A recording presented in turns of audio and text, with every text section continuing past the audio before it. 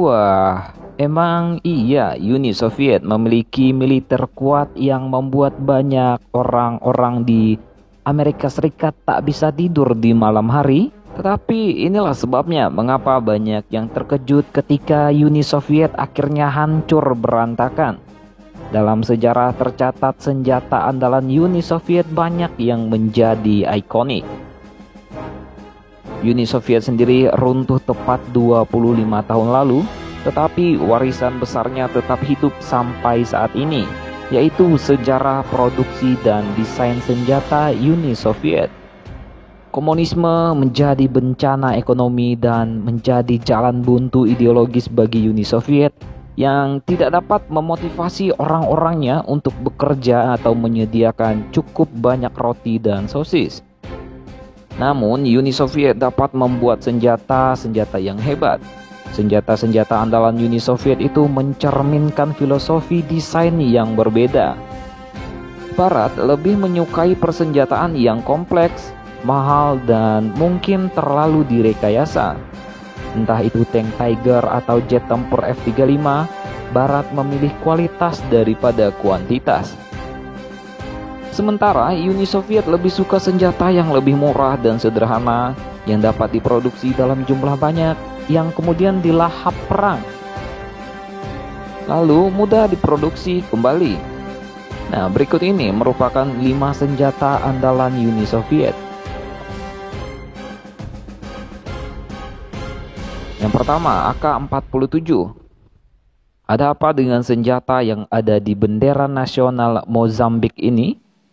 AK-47 tidak hanya senapan serbu, itu adalah ikon, pernyataan politik, senjata militan, dan teroris yang disukai selama Perang Dingin. Dengan memproduksi lebih dari 100 juta AK-47, senjata ini ada di mana-mana. Terinspirasi dari senapan serbu STG-44 Nazi Jerman yang murah dan tahan lama, senjata andalan Uni Soviet ini sempurna untuk wajib militer Uni Soviet yang kurang terlatih dalam hal korban, entah itu sipil dan militer, yang ditimbulkan selama 60 tahun terakhir.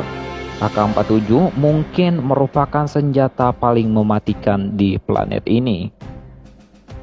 Lalu, tank T-34. Apakah T-34 adalah tank terbaik pada Perang Dunia Kedua? Banyak yang akan memperdebatkan ini, namun tak diragukan lagi tank yang menjadi senjata andalan Uni Soviet ini menjadi momok bagi tentara-tentara Jerman pada tahun 1941. Dengan meriam 76,2 mm dan lapisan besi 2 inci untuk perlindungan balistik, T-34 dapat menghancurkan semua tank Jerman pada saat itu. Namun, memang T-34 memiliki kekurangan. Tidak seperti tank Barat, yang memiliki komandan tank yang berbeda dengan penembak. Komandan T-34 ini juga merupakan penembak. Itu berarti ia menembakkan meriam di saat ia seharusnya mengendalikan tank. Kendaraan itu juga memiliki ergonomi yang buruk sehingga membuat kru kelelahan, tidak memiliki radio, dan sering mengalami kerusakan mekanis. Meski demikian, 84.000 T-34 diproduksi. Saking terkesannya, Jerman bahkan mempertimbangkan untuk membangun versi mereka sendiri. Tetapi akhirnya memilih untuk menggunakan tank Panther yang lebih kuat tetapi lebih mahal. Namun terlepas dari kualitas T-34 yang mengesankan, Jerman hampir menaklukkan Uni Soviet pada tahun 1941. Namun, itu karena buruknya taktik dan pelatihan Uni Soviet, bukan tank itu sendiri. Begitu tentara merah mendapatkan kembali ketenangannya, armada T-34 melaju ke Berlin. Yang selanjutnya adalah roket Katyusha. Siapa nih yang mau ditembak rudal Katyusha, ya kan?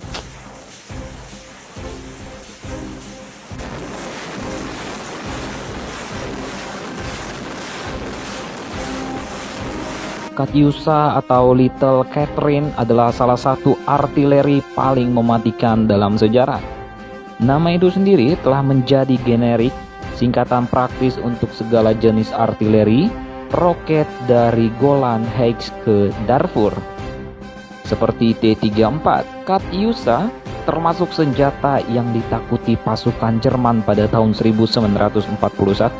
Terinspirasi, Jerman mengembangkan peluncur roket mereka sendiri, Naval Warfare atau Screaming Mimi.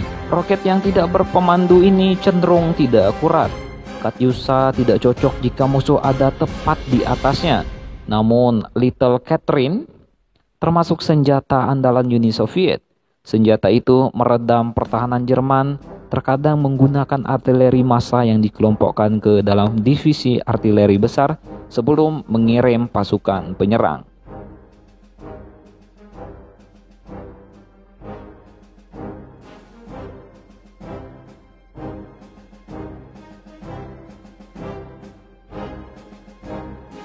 MiG-15. Kemampuan yang ditunjukkan jet tempur MiG-15 di Korea sangat mengejutkan bahkan bagi pilot-pilot yang terbiasa melihat keunggulan jet tempur selama tahun-tahun terakhir Perang Dunia Kedua.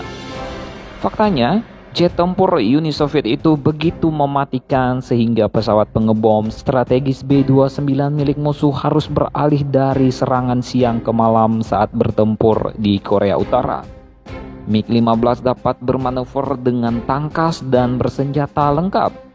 Jet tempur awal milik Amerika Serikat seperti P-80 dan F-84 kalah kuat. Sebelum ada F-86 Sabre, pilot Amerika tidak mampu menghadapi MiG-15 karena kebanyakan diterbangkan oleh pilot veteran Uni Soviet dan lebih dari 18.000 MiG-15 dibangun oleh Uni Soviet. Jet tempur itu tergabung dalam angkatan udara di lebih dari 40 negara.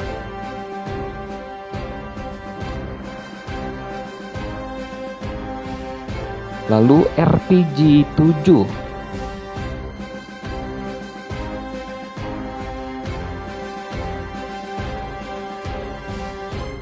Pada paruh kedua, Perang Dunia Kedua, penggunaan roket anti-tank semakin meluas termasuk Bazooka Amerika Serikat, Fiat Inggris, dan terutama Panzerfaust Jerman.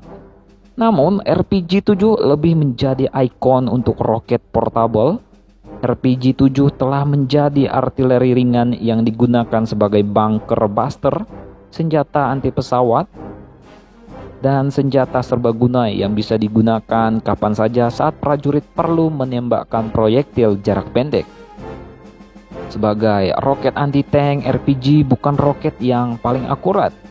Meski senjata itu mencetak keberhasilan di Vietnam pada Perang Oktober 1973 dan konflik lainnya, senjata itu lebih cocok untuk menyerang kendaraan ringan daripada tank canggih. Meski demikian, RPG diproduksi sangat banyak sehingga hampir menjadi ikon seperti AK-47. Dalam foto atau film pertempuran konflik-konflik selama 50 tahun terakhir, pasti terdokumentasi pejuang yang mengenakan seragam, jubah atau kaos yang membawa tabung panjang yang di atas bahunya terdapat RPG. Jika teknologi senjata adalah warisan terbesar Uni Soviet, maka itu menunjukkan tentang apa yang ditawarkan komunisme Uni Soviet. Meskipun demikian, senjata Uni Soviet mendapatkan tempat mereka dalam sejarah. Bagaimana menurut kalian, coy?